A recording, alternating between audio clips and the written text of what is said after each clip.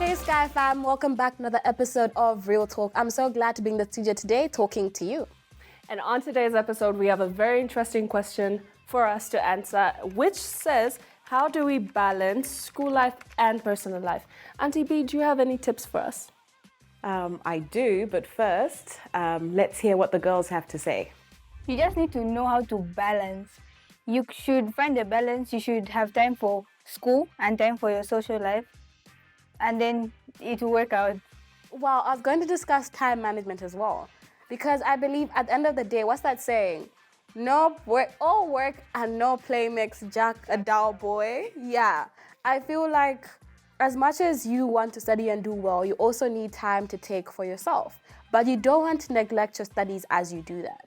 So I feel like if you actually sit down and say, okay, I need this amount of time to study for me to be able to watch a movie, then do that. Because at the end of the day, also you have to realize that, okay, if you're a slow learner, you're gonna have to put away like a good 5 hours, 6 hours, or however many hours you may need. But you need to at least also incorporate something that makes you happy and laugh at the same time. But there's also people that, learn better when they're in class and listening to the teacher speak. So if you're that type of person, prioritize the time that you have in class to focusing on what the teacher is telling you and writing all that down. If you're not that type of person, if you're the type of person that studies at night, wakes up at night to study, do that. But if you're not that type of a person, I would recommend at the end of every day or at the beginning of every day, reflect on what you're supposed to do the next day. Auntie B? Yeah, those are really important, boy. I think it's all a balancing act. So Tatiana spoke about, scheduling, looking at what you're good at and what you're not good at and paying more attention to the subjects that you're not good at.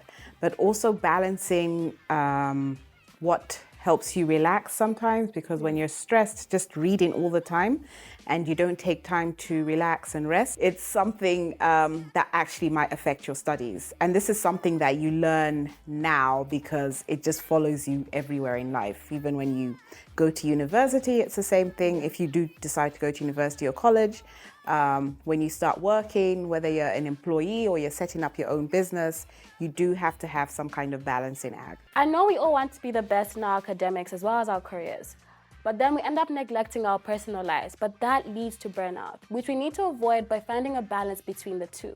We can do this by being intentional with our time as well as prioritizing, but then also always self-care so you still have the energy to put back into your studies.